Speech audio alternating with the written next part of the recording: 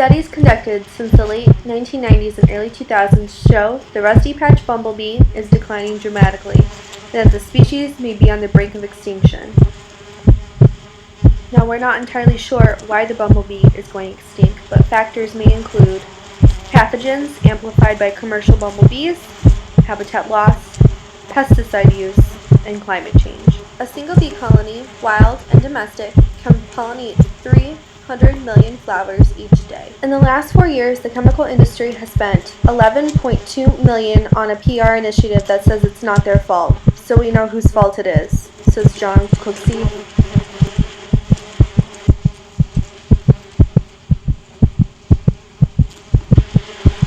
Approximately 90% of all flowering plants require pollinators to survive. In agriculture, nearly a third of pollination is accomplished by honeybees. Biologists have found more than 150 different chemical residues in bee pollen.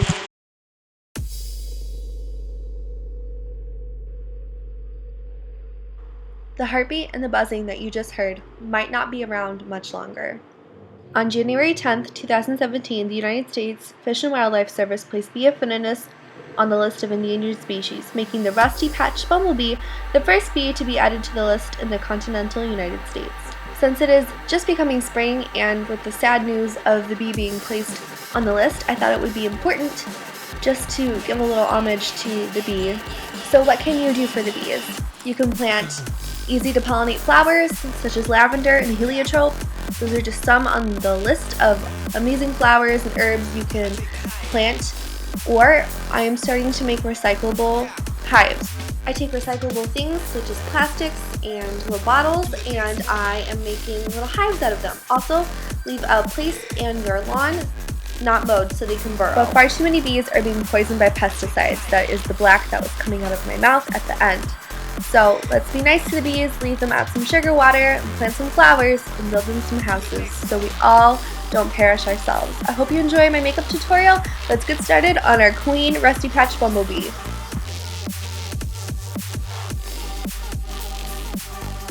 Hey everyone, it's Leche here. I have a black dress on and I have my black contacts in. It's just easier to put those in. What I'm doing with my eyebrows is I'm gluing them down right now. I'm pushing them through and then I'm fluffing them up and I'm just helping them out with a spoolie here. And I let this go on for about 2 or 3 layers, and then I'm just priming my face.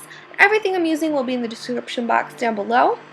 I'm just adding a little bit of concealer right now. Gotta make sure that you look good for your hive, honey. So I'm just doing it in all the high points of my face. And now I'm just powdering my brows down. Once those are sufficiently dried, I did about, like I said, 2 or 3 pass-throughs. So now I'm just using a powder puff and just putting on that loose powder. And now I do see a little bit of pigment coming through. So to block that bluish pigment, I'm going to put on some orange. I didn't have a strictly orange lip pencil, so we went with a lipstick. And then I just powdered over that. And why I use the orange, it is to just get rid of that blue pigment so we can go on and have a smooth base. And then you just go ahead and put your foundation on. You can wipe away any excess powder that you need to. And if you do have rough edges, it's best to clean those up before you put your foundation down. But we all live and we learn, right? So I just see a little bit more pigment coming through. I really want to make sure that I get these brows on lock. So we are just patting those in, and again going back in with our foundation. And that seemed to do the trick. So we are going to contour. I use 2 different things to contour. I'm using the cushion one right now just to contour just a little bit around my temple area and my cheekbone area, just giving myself some really hard cut cheekbones. My inspiration for the cheekbones was, of course, Angelina Jolie, and then specifically Maleficent the movie. I am just shading a little bit on my forehead, although it's not going to matter too entirely because we are going to put the wig on. So I'm just making my cheekbones super cut, and that powder is just going to give it just a little bit more depth. I'm just powdering that slightly just so it's not too close to my actual mouth, because it will look weird if it is. Just kind of buffing that in. Using the powder, like I said, just to give it a little bit more dimension, and patting that on my eyebrows as well, just to give it a little bit of some look. I'm using 2 different highlighters here, a mix of a natural one and then a mix of a champagne gold one. And I'm putting this on everywhere where we just highlighted with our concealer, but mostly on my nose and on my cheekbones. I'm using my Viseart palette now.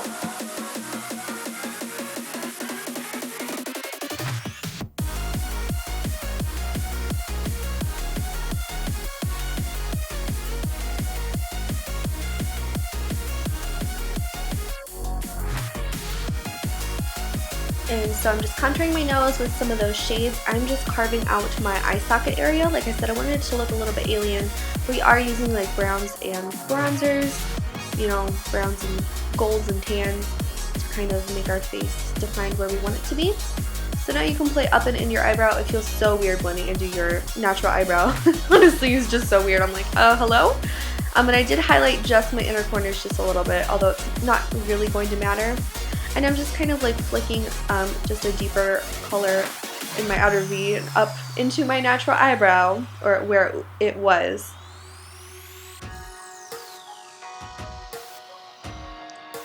And I wanted to keep my eyebrows just a little bit highlighted because I liked the look of it, because these kind of have like a natural arch and fall of their faces as well, and it's more pointed, everything like that. So I really liked that. I'm using a Wet n Wild black Kohl pencil. I'm just rimming the bottom lash line. And then we're taking some of those colors and we're just kind of with the black and the gray, and we're just using this to make our eyes appear really, really big and black. So I'm dragging that down to about the middle of like the end of my eye. Just really extending our eye and making it look more dark. And I'm going to use the upper one featured there. We're going to use the black one, the big black one, down our neck in a minute. But we are just lining our eyes with a black matte eyeliner. And for this look, we're definitely going to need a nice black eyeliner. And I love the one by NYX. We are using some mascara primer right now, and then we're going to go back in with some mascara. And you can curl your lashes before or no. It's just up to you. It's personal preference. I'm using some duo adhesive and some false lashes and just putting some false lashes on. And when the glue is done drying, you should go back over that with the eyeliner. So now I'm taking the stencil I got at JoAnn's. I am putting some white lipstick slash an jumbo eye pencil on. I just cut that up to where I wanted it, and I just peeled that off. So when I got that all straightened out, I used the white eyeliner and just kind of straightened up all those little honeycomb holes. And then we're going to go back and do this even more like darker white later. So, and then you can drag some of those down your neck too when we get to about your collarbone chest area. But then we are going to just paint inside the holes, and then we're going to touch up the holes again. I just really wanted to make sure that I saw them and I knew where they were, so I didn't paint in or outside the lines. I didn't have like one wonky one and it looked really weird.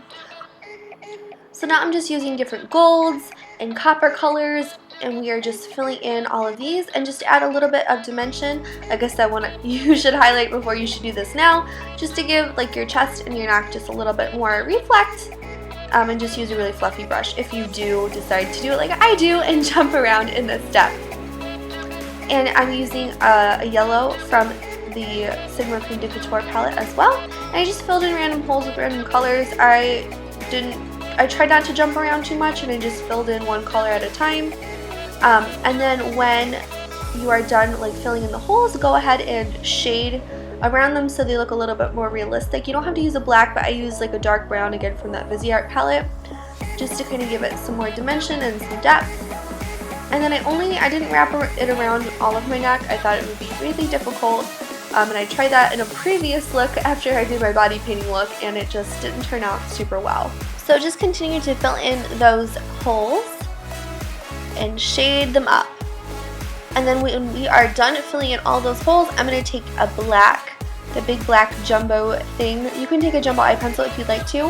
And right now I'm just shading in between right before we go back over that with that white.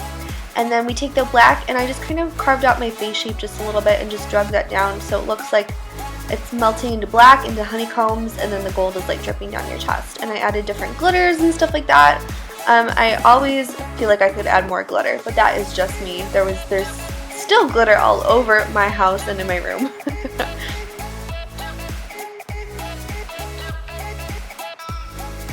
here we go with the black. I just didn't take it too far down, and I used a flat top brush just to kind of drag that down. And then one side it does look better, so I kind of jump around and put those back. And then I made this out of a black feather. I just stuck some of her eyebrows down with some eyelash glue, and then I just filled in wherever it needed to be, because bees have those kind of antennas that come out right from their eyes, so I thought that'd be fun to add in there. And then we're just shading and making that look more realistic. I'm setting that in with the setting spray. And then I made these kind of ear guys here too, because bees are really furry and fluffy. They kind of got swallowed up by my wig a little bit, but I really liked these guys. And if you do have a hard time hiding your little fluffy pieces by your hair, go ahead and throw those on there. And then I made a crown, and I made a scepter, and I made wings. I made a lot of things for this look. It was so much fun. So I hope you guys enjoyed my NYX 2017 entry. It is my Rusty Batch Bumblebee Queen. She was so much fun to make, even though I had a little bit of difficulty. This is my 3rd time's a charm look with her. But hey, we finally got it down. And also at the end, when you see me having gold lips, I used Honeydew Me Up by NYX and this gold powder my friend Danny gave me. Thank you, Danny. And then for the black coming out of When I'm Poisoned, that is just chocolate syrup and blue food coloring mixed together. But we didn't take shots of this inside because it was really messy, and so we only did that outside. I literally took a spoonful, ate that outside. And I want to give a shout out to my family and my friends. Thank you so much for being supportive with me and following through with me to the end. I love you guys, and hope that we get through to the top 30. So please like and share, comment, and tell me what you're going to do. Tell me what flowers you're going to plant. I'm going to plant some lavender today. I'm super excited about it. Love you guys, and I'll see you in the next video. Bye.